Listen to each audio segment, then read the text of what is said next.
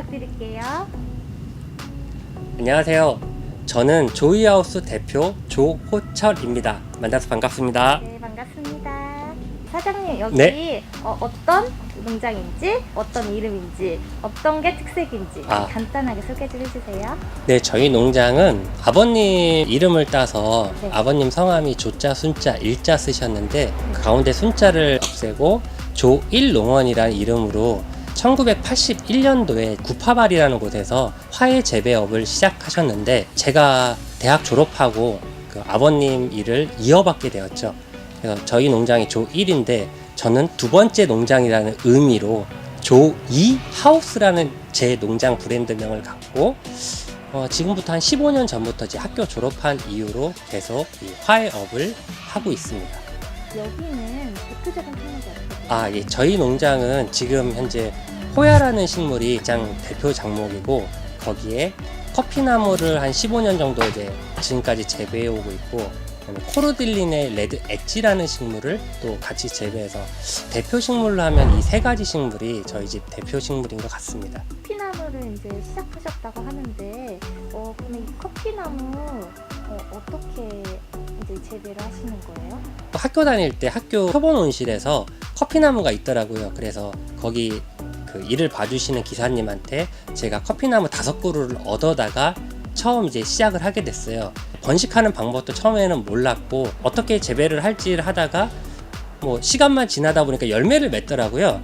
그 열매를 맺은 게 한마디로 우리가 말하는 이제 종자가 되는데 네. 그 종자를 화훼업을 하다 보니까 그냥 파종을 해봤죠. 하니까 거기에서 이제 다 싹이 나길래 처음에 이거 뭐지 하면서 그걸 가지고 키우다 보니까 지금 현재 뭐 1년에 한 5,000그루에서 10,000그루 정도 생산하는 농장이 되었죠.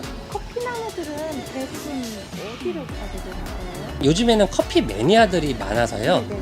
이제 커피를 좋아하시는 분들은 커피나무라는 얘기를 딱 들으면 되게 신기해 하세요. 그리고 하나씩 집에 갖다 놓고 싶어 하셔갖고 대부분 커피 매니아들이 좀 많이 사가시고요. 또 우리나라에 커피 축제들이 많다 보니까 그 축제 기간에 커피나무에 대한 수요가 많이 일어나고 있습니다. 또 커피나무가 단순히 그냥 어떤 커피 열매를 맺는 나무라기보다는 집에 들어갔을 때 공기 정화 기능이 뛰어나요. 커피나무가요? 네, 공기 정화 기능이 뛰어나다는 걸 이제 증산작용이 활발한 걸로 이제 표현할 수가 있는데 커피나무는 다른 식물에 비해서 훨씬 더 많은 증산량을 갖고 있고 증산량이라는 게 뿌리에서 머무는 수분을 잎으로 내보내는 그 작용을 얘기하는데 그렇게 해서 다른 그 어떤 식물보다 그게 활발해서 가정집에 들어갔을 때 공기 정화 기능이 뛰어난 식물입니다. 근데 이 커피나무는 열매를 1년에 한 번씩 좀 저희 같이 이제 환경만 조성이 되면 1년에 2번 정도 열매를 수확할 수가 있어요. 저희 같은 경우는 겨울에도 15도에서 18도 이상의 온도를 주기 때문에 크게 계절과 상관없이 식물의 그 영양 상태와 큰 상태에 따라서 어떤 식물은 1년에 한 번 정도 열매를 맺고 어떤 식물은 뭐 1년에 2차례까지 열리는 것 같더라고요. 그럼 평균적으로 뭐 1회, 2회 정도 예, 그렇게 보시면 될 것 같습니다. 집에서도 만약에 이 커피나무를 가져가서 키우게 되면 사실 이제 조그만 커피나무를 이제 가져가시잖아요. 예. 대부분. 그냥 이렇게까지 많이 클 수가 있나요? 그럼요.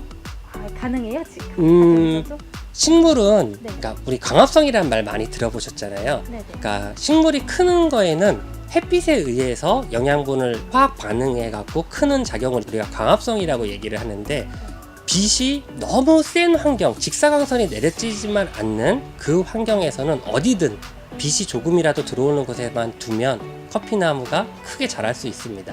만한 이제 크기를 가져가도 예. 금방 이제 열매를 맺을 수 있고. 커피는 기본적으로 네.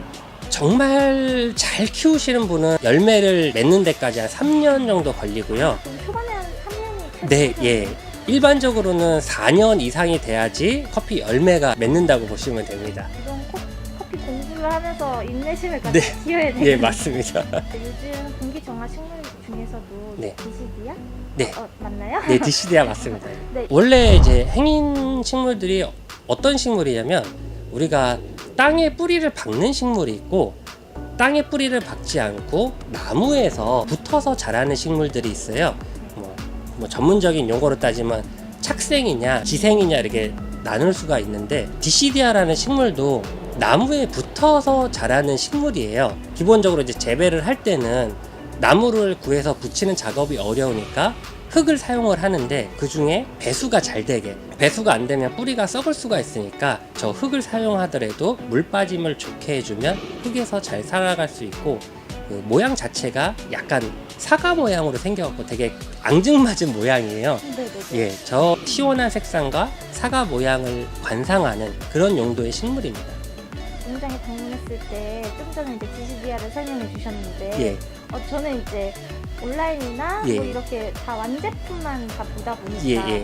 위에 달려있을 줄 알았는데 예. 얘네가 다 화분에 이제 아. 쏟아져 있어서 그래서 이제 여쭤봤어요. 맞아요.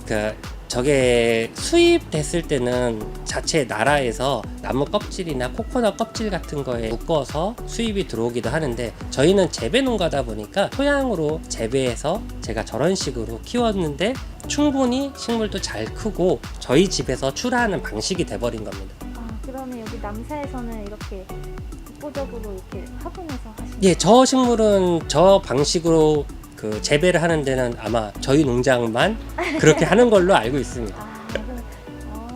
근데 이거를 이렇게 화분에 쭉 키워도 상관은 없는 건가요? 네, 전혀 상관이 없고요. 아까 얘기했듯이 네. 그 배수가 잘 되게끔만 해주면 뿌리에 이상이 없고 토양 안에서 영양분을 잘 빨아들인다면 오히려 나무에 붙인 것보다 더 식물이 건강하게 클 수가 있습니다.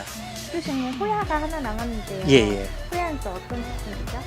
호야는 국내에서 그래도 가장 많이 알려진, 제가 태어나기 전부터 아마 국내에 도입된 식물로 알고 있어요.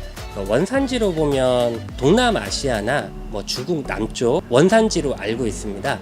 호야는 어떻게 보면 식물을 좀 잘 못 키우시는 분들도 좀 강한 식물이라 물을 좀 적게 줘도 되고, 또 추위에도 좀 강해서 베란다에서도 충분히 우리나라 겨울을 날 수가 있고요.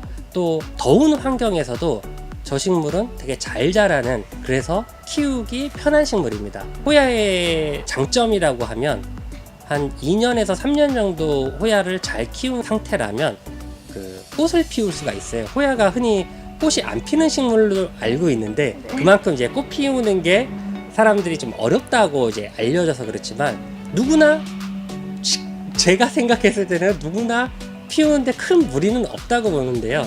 그 꽃이 피면 별 안에 별 모양으로 상당히 이쁜 꽃이 핍니다.